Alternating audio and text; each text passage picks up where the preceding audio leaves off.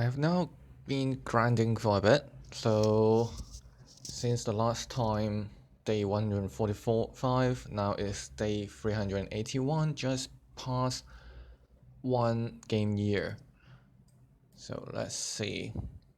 First of all, let's have a look at my character. Continuing as an archer, I'm keeping up with my archery skill. Power draw increased to 5, and so does Iron Flash as well. And I have increased my two-handed weapon skill. As you can see, I've got an axe here, so that I can whack people while I'm on horseback. After that, hopefully I'm going to increase some of my other skills like leadership, persuasion, and then infantry management, and of course weapon master as well, so that I can have higher skills for weapons. My statistic: killed 600 something troops. Now most of them are kills, and then now I've got 60 something wounded. I think I've rarely got anyone wounded anymore. As for my party, I now got 10 of these guys. I'll have more soon. They are my female companions who is going to protect me, surround me when I'm charging around. And then I've got these others high level units as well, high tier units. I think I'm going to have them change over to something else once I've got my own castle or something. And then I still got these heroes. I don't think I've got too many other than perhaps him. Can't even pronounce that name. I think he's the only new addition.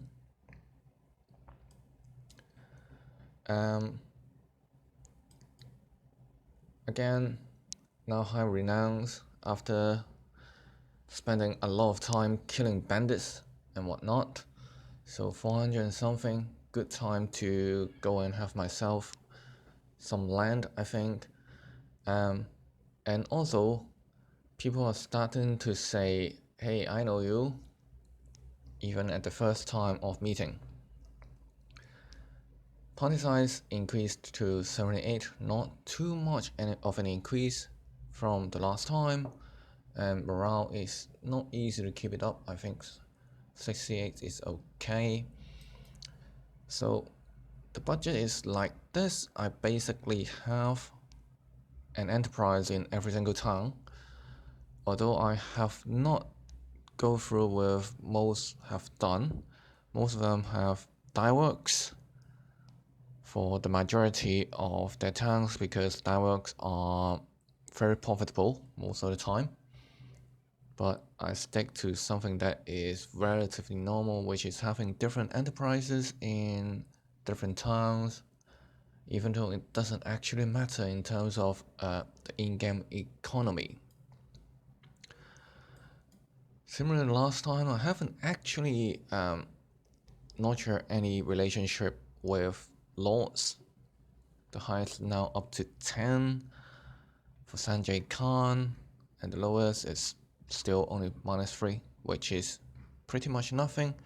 As you can see from the fraction report, up to 10 it is still indifferent.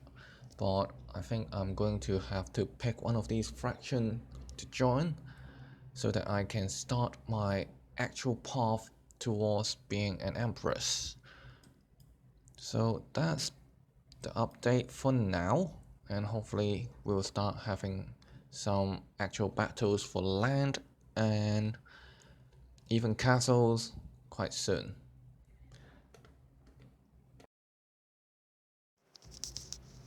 So this is the current political situation in the realm.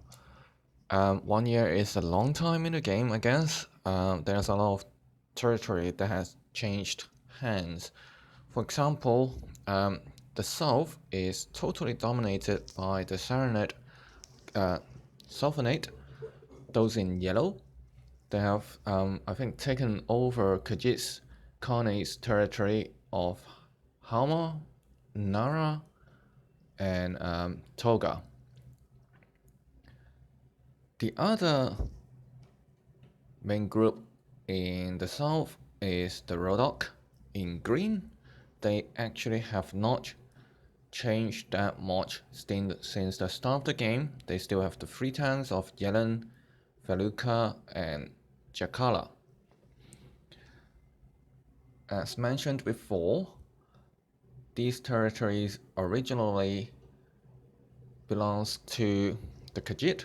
Now the Khajiit is left with only one town of Ikamu. Also left with only one town is the Kingdom of Swadia. Oxhal is the one left. Durham went to the Kingdom of Figia. And Pravan and Sono went to the north. So those two are the main groups dominating the north right now, but Fijians seems to have the upper hand overall because North only have 4 towns including Pravan and Suno, but they have ceded Virgin to the Fijians, who now have I think 6 towns in total. So the problem now is which fraction to move to, because for example, if we move to anyone against the Fijians, I'm going to have to take a bit of a financial hit. Those towns will not produce any money for me until we're no longer in a war or I take over that town. That's the same deal with going against the Saranid Sultanate. They have 7 towns, so it's going to be a tough choice. But having said that, it's going to be quite challenging if I do choose either the Kingdom of Swadia or the Khajiit Khanate. I think it may be beneficial if I go and try and help one of the claimants to take their lands against the current ruler, but we'll have to see. I think probably next time we'll start by showing me taking one side and see where that will lead us.